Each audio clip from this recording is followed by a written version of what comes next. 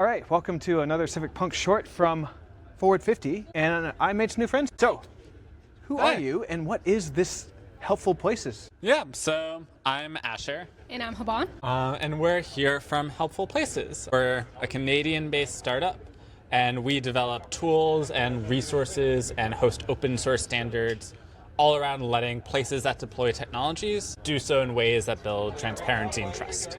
So, if I understand correctly, the idea is that more and more of the world is becoming digitized, like physical parts of the world becoming digitized, and we're not necessarily aware of this.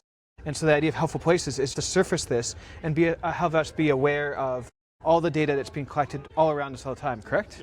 Absolutely. It's really about making the invisible visible. Okay. And part of what we've done is we've created a taxonomy, a visual language for how we might be able to do that. It's a series of sort of stickers and codes that you can put on different places, both in the public realm and elsewhere. It helps people really understand the language of technology in a different kind of way. But we also want to make sure that we're surfacing the conversation. How do we get more people involved in understanding the kinds of digital tools that are sort of collecting data or sensors that are out there that may be helping to contribute to the things that are happening in the public realm? And it's really about really starting a conversation, getting people more aware and understanding of what's out there. Well, I think for me it's interesting because there's a real opportunity that comes from digitizing our physical spaces. There's a lot we can do with it that's actually really exciting, but it's also scary and intimidating, particularly because we don't know what's being captured, we don't know how it's being used, which is why I think what you guys are doing is really interesting in providing that language. Now, you actually did something fun here at FWD50. What is it? You did something provocative. Yeah, we scared people.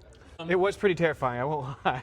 Yeah, so we worked with FWD50. We installed, this is an example of what we're calling our surveillance simulator, about getting people to encounter realistic but potentially terrifying technologies, right? So here's an example of one that you can imagine being deployed at a conference where an organization or a tech company might keep track of all the conversations that you're having in order to build networking diagrams or assign social scores. You can imagine a potential use case for that, but it poses a lot of really scary and important questions about data privacy. Who's accessing that data? Where are these scores coming from? What they might be used for?